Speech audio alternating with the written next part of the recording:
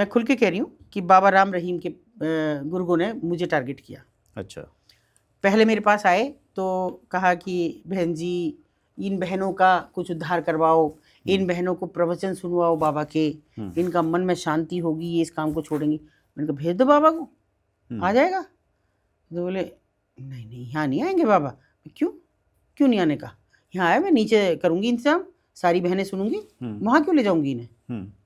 नहीं बाबा ऐसे जाते नहीं। तो मैंने कहा झन्नू में जाने दे फिर बाबा को, मेरे से क्या लेना देना, चल। वो चला गया। फिर कुछ दिन बाद आया, बहन जी बाबा की फिल्म लगी है, फ्री दिखाएंगे, इन बहनों को ले चलो। यही बहनें हैं क्या? चल मुझे दिखा ला, मैं थोड़ी हूँ, मैं चल रही हूँ तेरे साथ। ये बहनें नहीं जाएंगी, इनको पैसे दे के देख लेंगी, अच्छी फिल्में देखेंगी। इस सड़ी हुई मोटरसाइकिल पर उड़ते हुए बाबा को नहीं देखना। चला भाग यहाँ से। और फिर चला गया। फिर तीसरी बार आया, बहन जी कुछ बहनें निकालो, बहनों की देखो ये बाबा की फोटो, बाबा ने शादियां करवाई हैं, मुझे कुछ फोन में दिखाया। मैंने कि इनके तो घूंघट निकाल रखे हैं, मुझे क्या पता ये कौन औरतें हैं। सबसे मिलवा मुझे कि सेक्स वर्कर है और यहाँ से रेस्क्यू कराई गई है, कहीं से भी रेस्क्यू की गई। मुझे बता बाबा बड़ी जल्दी रेस्क्यू कर लेता, और कहीं वो भी नहीं करता। जरा जरा सी बात को तो फिल्मों में दिखा रहा, ये क्यों नहीं दिखा रहा किस जगह से निकाली है? मैं तो बता रही हूँ मैं कहाँ से निकालती हूँ लड़कियाँ, तो दिखा। बहन जी इनका विवाह करा देंगे। मैंने की कोई जरूरत ना है, ये बेहाई ठीक है, तो चल। फिर भी चला गया। फिर उन्होंने अंतिम चाल चली, देखो। अच्छा। एक दिन मेरे पास फ़ोन आता है, बहन जी आपने मुझे बड़ा निराश किया, अब बाबा आपसे डायरेक्ट मिलना चाहते हैं। ओह। मैंने कहा जरूर आएंगे, बाबा का जन्मदिन है। हाँ। तो आ रहे हैं, क्योंकि हमारे पास में ही है बरनावा, वहीं आते हैं बाबा। हाँ। मैंने कहा अच्छा चलो आएंगे। थोड़ी देर में मुझे उन्होंने कहा, उसी ने कहा मुझे कि बहन जी एसपी सिटी भी जाएंगे, डिस्ट्रिक्ट प्रोबेशन ऑफिसर भी जाएंगे। अच्छा भाई ये तो बिल्कुल तय है, क्योंकि पुलिस को भी सेट करना है और डीपीओ साहब को भी सेट करना है कि वो उधर को देखें ही ना, और हमें तो करना ही करना है कि वहाँ से हटें किसी तरह। सब जब सामदान भेद फेल हो गए। मैंने पूछा फ़ोन करके, मैंने कहा सर क्या बुलाया? हाँ जी बुलाया तो है। मैंने कहा चलो चलते हैं, क्या बात है, फॉर फन। हम चले गए। मैं समझती हूँ कम से कम 50 लाख आदमी होगा हाँ बाबा के जन्मदिन पे। एक 10-15 बीघे का तो खेत है जो पार्किंग के लिए छोड़ रखा है, उस पर गाड़ियों की पार्किंग रहती है। और सांस नहीं आ रहा था लोगों को। हम तो खैर वीआईपी गेट से ले जाए गए। बाकी 2-2 दिन से पड़े थे लोग, कई दिन पहले से बाबा के जन्मदिन तक, जिन्होंने अपने थैले और सामान रख रखे थे कि थोड़ा यहाँ को सो लें, फिर आ जाएंगे, अपनी जगह पे लग जाएंगे नंबर आने के टाइम पे। अंदर हम गए, हमको एक मतलब वो सब उससे बना रखा था टेंट लगा के, तो अलग अलग कमरे हो रहे थे। और बाबा आता है, वो नीचे नहीं बैठता है, बाबा का इतने ऊंचे पे एक सिंहासन है। अच्छा। हाँ रिवॉल्विंग। तो वहाँ से किसी चीज़ पे चल के आता है ट्रेन की तरह, काले कपड़े में, और आके मंच पे आया। और बाबा ने ऐसा करा, काले साटन का तहमद रहता है कुर्ता, ऐसा करके बहुत देर बैठे रहे। तो फिर नीचे से वो चिल्लाए अनुयायी उनके, ओ बाबा रो रहे हैं, बाबा को कोई बहुत पीड़ा है, आज बहुत पीड़ा है, वहाँ फलानी जगह बहुत लोग मरे हैं, किसी एक्सीडेंट में कुछ हुआ था कि वहाँ पे हुए हैं बहुत सारे लोग, और बाबा रो रहे हैं, बाबा से रुका नहीं जा रहा। चले गए बाबा, सब पब्लिक रोने लगी। अच्छा। बाबा रो रहे हैं तो हाय हाय करके बाबा चले गए। फिर आए बाबा सफ़ेद कपड़े पहन के।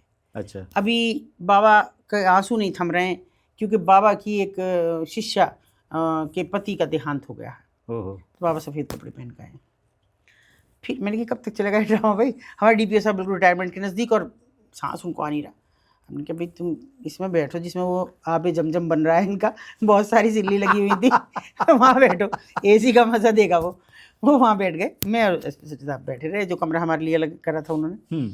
फिर वो तीसरी बार वहाँ से दिख रहे थे वो पूरे, तीसरी बार आया गुलाबी कपड़ों में। अब वो रूह अफ़ज़ा बटने लगा, उसको वो कहती कुछ और हैं, मैं तो आबे जमजम कहती हूँ, पर वो कुछ और उस पर लड़ रहे लोग। अच्छा। गीला मतलब बाल्टी आती थी खाली हो जाती थी, बाबा वो तो बाबा तो देता ही नहीं था, उसके अनुयायी बांटते थे, और उसको ऐसे बिल्कुल रखे थे, कुछ पीते 1-2 घूंट, कुछ रख लेते थे संभाल के घर ले जाएंगे अपने सबको देने के लिए। फिर हमने कहा भाई एक बात सुन, तू उसी बुलाया जो था, ये हमें कब तक बैठा के रखेगा तू? देख हम चल देंगे, दाम तो ऐसे ही है। एसपी साहब बोले कि सर पूरे शहर की जिम्मेदारी है, मैं यहाँ बैठा हूँ, मेरा एसएसपी मेरा इलाज कर देगा।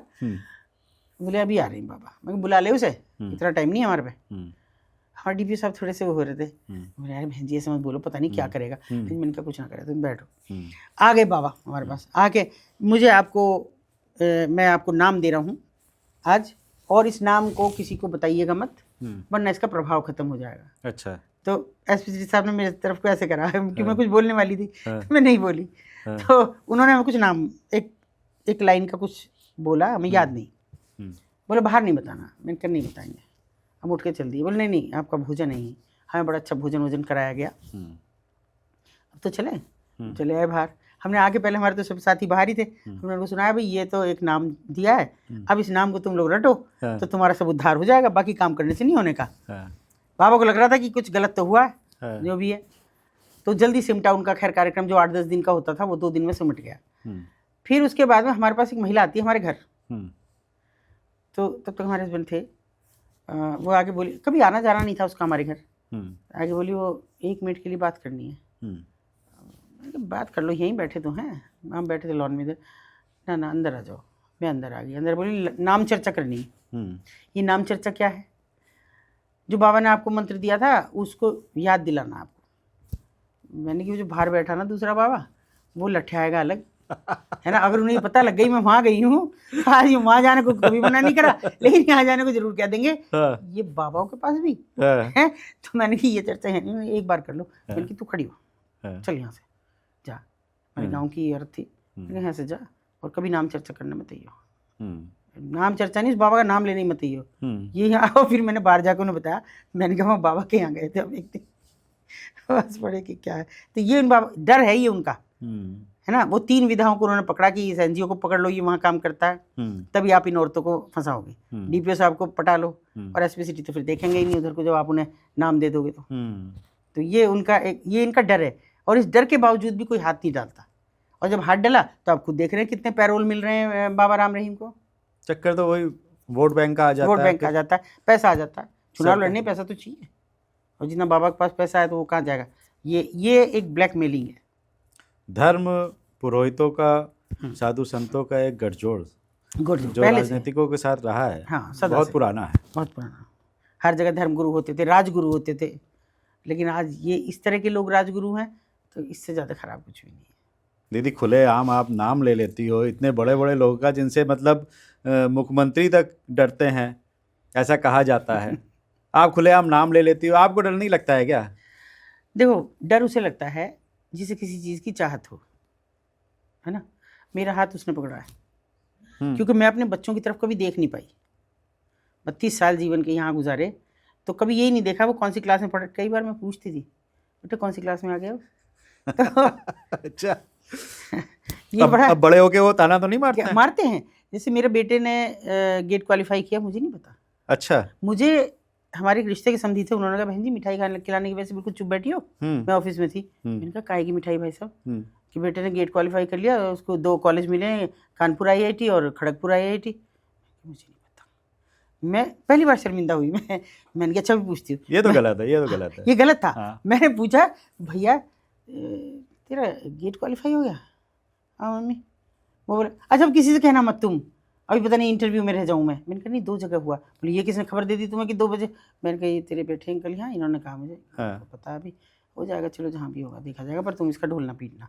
बच्चे ही मेरे हमेशा इसमें रहे, क्योंकि मैंने पहले से बता दिया था कि मेरे बच्चों पे अगर खतरा आता, मेरे पति पे आता, मेरे ससुराल वालों पे आता, तो मैं हट जाती। मैंने उनको कभी सामने नहीं, लोग जानते भी नहीं, मेरे बच्चों को भी नहीं जानते, पहचानते भी नहीं है, मेरे बहुत नज़दीकियों को छोड़ के। कभी कोई आपके ऊपर हमला किया गया हो, या आपको बहुत धमकी आई हो किसी? बहुत धमकी तो छोड़ दो, मुझे तो जान से ही मार दिया था। मैं कहाँ, मैं तो जिंदा हूँ बस, इसीलिए तो डर नहीं लगता। बिल्कुल मार दिया था। और मेरी बेटी की शादी थी 10 दिन बाद। अच्छा। और किसी ने सटीक रेखी की थी कि मैं मतलब कहाँ जाऊंगी आज। जैसे हमारे यहाँ रिवाज है पंडितों में तो खासतौर पे कि पहला कार्ड भगवान जी को, हाँ, दूसरा समझाने में हाँ, गणेश जी को दे के, और फिर तीसरा समझाने में। तो बेटी, बड़ी बेटी की ससुराल में देने जाना था। बेटी तो बाहर रहती थी, लेकिन सास ससुर थे गाँव में, तो पता था किसी को कि हम 20 किलोमीटर दूर उस गाँव में जाएंगे। तो जैसे सड़क से उतरे और गाँव की तरफ को टर्न होने जा रहे थे, तो मुझे सामने दूध का टैंकर दिखाई दिया, और तेज़ी से हमारी तरफ आ रहा था, रॉन्ग साइड। तो मैंने जो गाड़ी चला रहे थे, मैंने उनसे कहा, मैंने कहा ये तो हमारी तरफ आ रहा है। वो इतना मैं कह पाई थी, फिर हमें कुछ याद नहीं है। उन्होंने मुझे ऐसे पकड़ के तो नीचे कर दिया था कि नीचे हो जाओ, लेकिन शायद खुद भी नहीं हो पाए, या जो भी कुछ हुआ। फिर तो लोहे हैं सारे शरीर में, ये देखिए ये भी शिकंजा है पूरा। ये एक स्टील का है इतना, उनके शरीर में तो बहुत ज़्यादा है। घुटना, ये घुटना जो है ये वाला, इसमें एक ऐसे शिकंजा बना हुआ है। रॉड इसमें पैर में भी हैं, इसमें भी हैं। शादी के 10 दिन पहले की बात है? शादी से 10 दिन की पहले की बात है। कितना टाइम लगा रिकवर होने में आपको? शादी में अटेंड कर पाई आप? हाँ, और ये सब जल गया था, ये सब तो ऐसा हो रहा था, बहुत भयंकर जल रहा था। ये माथे पे निशान सब उसी समय के, ये सब इतने भी हैं। तो लेकिन मुझे ये था कि बस उनका ज़्यादा था कि वो बहुत ख़राब हुए, वो तो 2 साल में रिकवर भी नहीं हो पाया, अभी भी नहीं हो पाए। तो ऐसे समझो कि वो तो एक बहुत मजबूत आदमी थे, पर फिर भी मगर हमारा उसका परिवर्तन एक ये हुआ उसमें कि जब मुझे होश आया 5-6 दिन बाद आ गया था, तो मुझे मेरे जो वॉलंटियर्स बैठे थे उन्होंने कहा कि मैम वो आया था, किसी का नाम लिया। मैंने कहा क्यों आया था? क्या था? बस इनसे बात करनी। मैं हंस पड़ी। मैंने कहा अब क्या करेगा, अब तो सब तोड़ दिया। मेरी इस आँख में भी बहुत, उस समय ये नहीं था कि शायद मैं देख पाऊँगी। अच्छा। उस समय उनको ही लगा था क्योंकि अंदर चोट लगी थी ज़्यादा। फिर मैं छुट्टी जल्दी करवाई। मैंने कहा मैं घर रिकवर करूँगी, जो भी करना आपको वहाँ करो, यहाँ नहीं रुकूँगी, क्योंकि थोड़ा खतरा भी था। मैं घर आ गई तो हमारे यहाँ चूँकि हम तो बेसिकली देहात के हैं, तो बैठक अलग होती है, अंदर का जराना हिस्सा अलग, फिर आंगन, फिर बैठक।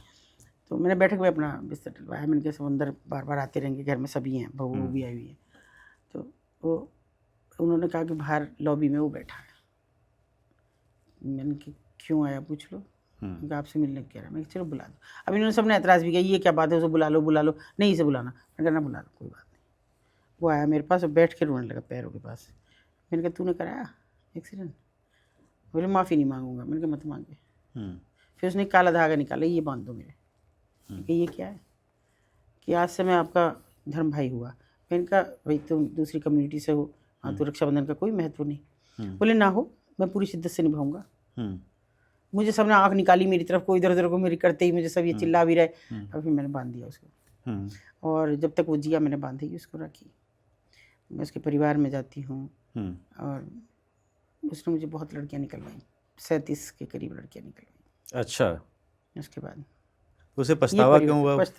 बस मैंने, वो कह रहा मेरे खिलाफ मुकदमा लिखाओ, तुम मुझे जेल भिजवा दो। मैंने कहा नहीं। तूने पश्चाताप कर लिया, बात खत्म हो गई। तू उन्हें किसी को मारता तो मैं ज़रूर लिखाती, मुझे मारा कोई बात नहीं। लेकिन आपने भी उस पर यकीन किया दोबारा? हाँ मैंने यकीन किया, और उसने उस यकीन को मेरे को बरकरार रखा।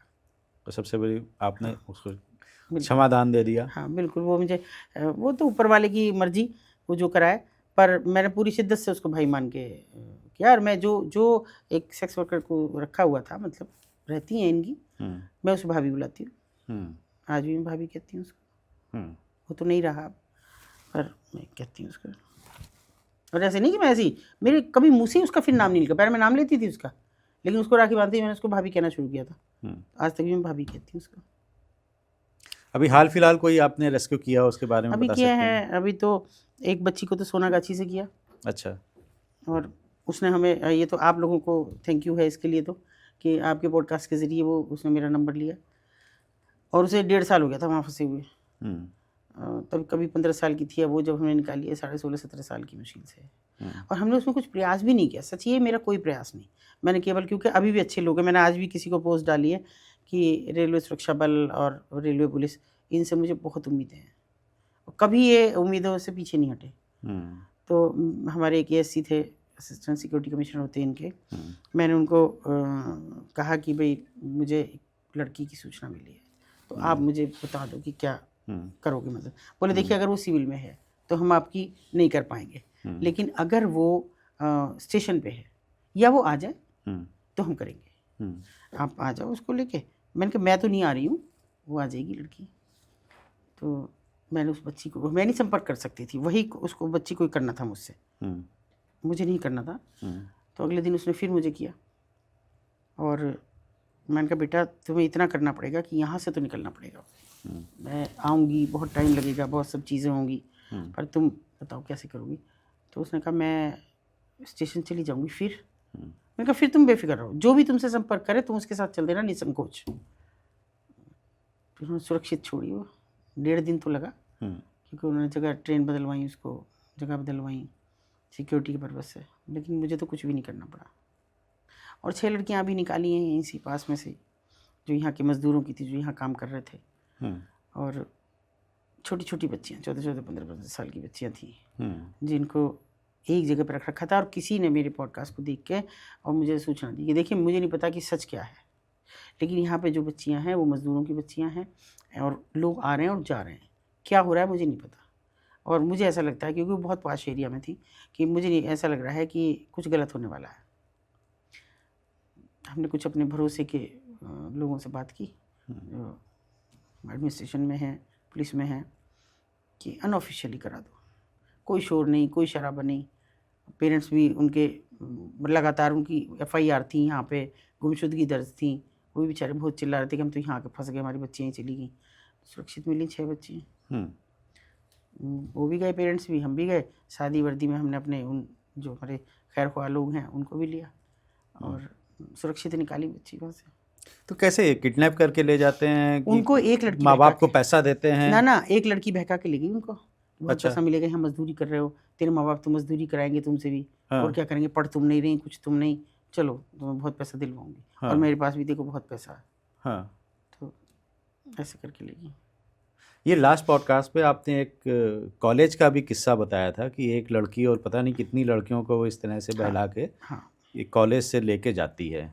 ये देखिए, वो उसकी मजबूरी थी, और क्योंकि उसने पढ़ी लिखी थी, PhD कर रही थी लड़की, और उसको जिससे प्यार हुआ उससे घर वालों से भी मिलवाया, और निकाह की तारीख भी तय हो गई, सब कुछ तय हो गया। लेकिन अब वो लड़का मिलने जुलने लगा था, कोई दिक्कत नहीं, घर वालों को भी कोई दिक्कत नहीं थी, पढ़ी लिखी फैमिली थी सारी। जब लड़की को PhD करा रहे हैं तो नेचुरली होंगी। तो उसने फिर एक दिन कहा कि चल, हमने कुछ छिपा रखा तेरे से, मेरा एक होटल भी है, ऐसे करके ले गया। और उसने वो भी भरोसे में चली गई कि देखते हैं क्या है। वहाँ गए तो ना तो उसने बस चाबी उठाई और ना रिसेप्शन पे कुछ कहा, ना कि सुना, और सीधा चला गया। तो उसे यकीन आ गया कि ये इसका ही होटल है, क्योंकि तो मालिक है, ये रिसेप्शनिस्ट से क्यों पूछेगा कुछ भी।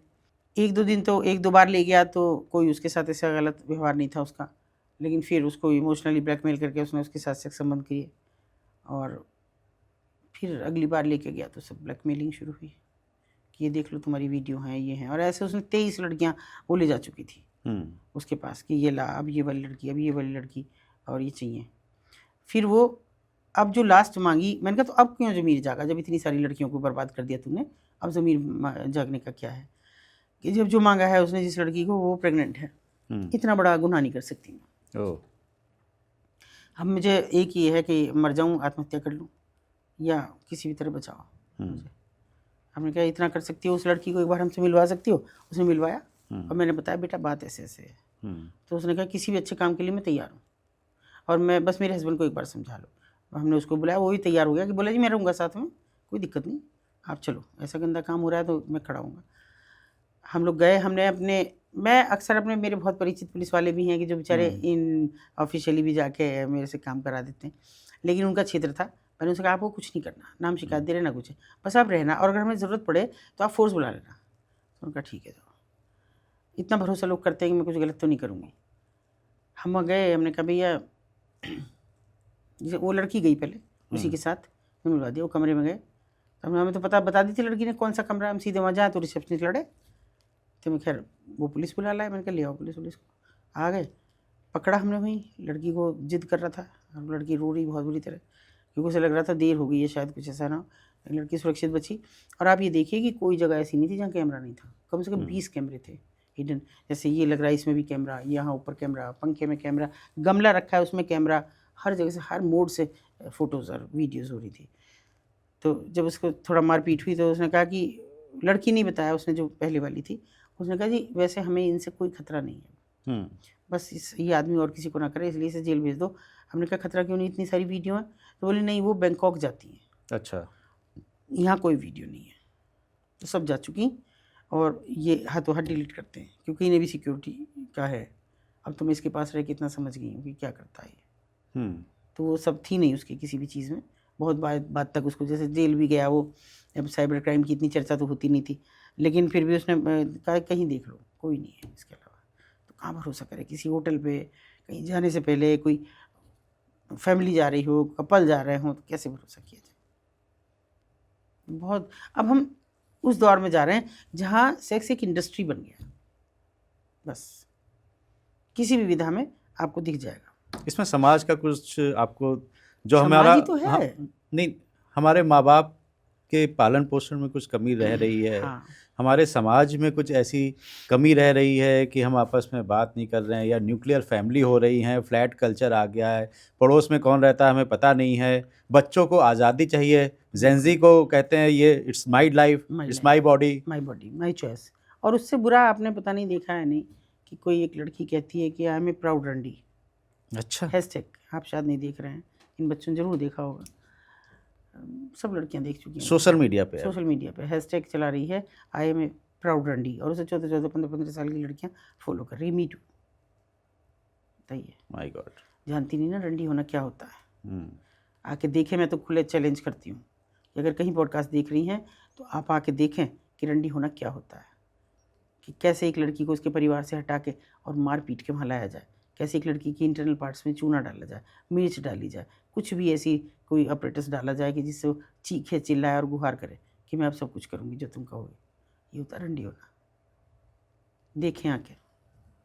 और कुछ नहीं, एक हमारे यहाँ का शादाब ज़काती हैं इन्फ्लुएंसर, उस पर आए दिन मुकदमे लगा देते हैं ज़रा सी बात पे, है ना, आए दिन उसको थाने में खड़ा कर देते हैं। और ऐसे लोगों की कोई आप आइडेंटिटी में नहीं डिस्क्लोज़ करते, क्या चल रहा है सब जगह से। अगर ऐसा होता ना, सरकार की मंशा ना होती इसे सेक्स इंडस्ट्री में बदलने की इस देश को, तो OTT पे कब की सेंसर बोर्ड लग जाता। तो बेटी बचाओ बेटी पढ़ाओ आंदोलन चल रहा है, कहाँ बच रही है बेटी? सरकार कह रही है हम बचा रहे हैं। बचा रहे हो, अगर पढ़ाने से बेटी बचती तो निर्भया कांड क्यों होता? वो वेटरनरी डॉक्टर के साथ ये इतना ब्रूटली बलात्कार क्यों होता? आए दिन जो हो रहे हैं वो क्यों हो रहे हैं? ये तो तब भी हो रहे हैं। ज़रूरत है माँ बाप को सचेत होने की कि आप ठीक है फ़ोन देख रहे हैं, ठीक है, लिमिट रखो, कोई एक टाइम रखो कि जब आप साथ बैठें, जब आप साथ खाना खाएं, चाय पिए, कुछ और करें, शाम की चाय पिए, कहीं एक साथ बैठने का कभी नहीं है, किसी के पास टाइम नहीं है। माँ अपनी किटीज़ में है, पिता अपने बिजनेस या नौकरी में है, बच्चे अपना फ्री हैं, कहीं भी जाएं, जेंजी हैं वो। तो कैसे? और दूसरा, आप कभी चेक नहीं करते बच्चों को, फ़ोन नहीं कहते हैं, बच्चे चेक नहीं करने देते। आपने ऐसी डाली क्यों आदत कि वो चेक ना करने दें? कभी भी मांग लो, ला भी दियो जरा, मैं फ़ोन कर लूँ। मेरा तो होते हुए मांग लूँ मैं इतने बड़े बड़े बच्चों से अपने, क्यों नहीं मांग सकते आप? अरे कम से कम घर का माहौल बदलिए ना। और ये फ्लैट कल्चर ने सब कुछ खत्म कर दिया। पहले पड़ोसी भी टोक देता था कि तुम्हारा बच्चा ऐसे चल रहा भाई। अगर किसी को सिगरेट भी पीते देख लिया तो घर में शिकायत पहले आती थी उसके आने से। लेकिन आज तो आप कह नहीं सकते, वही लड़ेंगे उल्टा, हमारे बच्चे को तुम इस तरह कह रहे हो, या वो मार दे आपको कहीं, आपको कहीं जान से मार दे, चाकू मार दे, गोली मार दे, आपको आपने शिकायत कर दी, कोई पता नहीं। जितने हाइपर बच्चे हो रहे हैं, आपको समझ ही नहीं आ रहा है। ये परिवारों को समझना होगा कि पहली पाठशाला परिवार होता है। आप उस पाठशाला को चलाने में फेल हो गए हैं, अभी भी समय है। वाकई आज ज़रूरत है, हमें समझना होगा हमारा समाज कहाँ पर जा रहा है और हमारी आने वाली जो संतानें हैं, वो पीढ़ियाँ हैं, वो कहाँ पर जा रही हैं। थोड़ा सा आपको ध्यान देना होगा। भारत में हमारे माँ बाप जब हमें टोकते थे तो हमें बुरा लगता था, तो हमेशा एक जनरेशन गैप रहता था। वो जनरेशन गैप आज भी है और अब फील होता है जब हम लोग के बच्चे बड़े हो रहे हैं। लेकिन जैसा कि दीदी ने बताया कि हमें थोड़ा सा तो ध्यान देना होगा। आज का ये पॉडकास्ट आपको कैसा लगा हमें ज़रूर बताइएगा कमेंट करके। अगर अच्छा लगा तो लाइक कर दीजिए, और अगर आपके कुछ सवाल हैं तो ज़रूर आप हमें कमेंट करके पूछ सकते हैं। दीदी का NGO संकल्प के नाम से है और आप उसे गूगल सर्च कर सकते हैं। इंस्टा की ID जो है वो हम डिस्क्रिप्शन में डालेंगे, तो आप दीदी से संपर्क भी कर सकते हैं। हम फ़ोन नंबर भी डालेंगे डिस्क्रिप्शन में, आप वो भी देख सकते हैं। तिवारी जी टॉक शो का अगर अभी तक आपने सब्सक्राइब नहीं किया है तो सब्सक्राइब कर दीजिए और अपनी सेहत का बहुत बहुत ध्यान रखिए।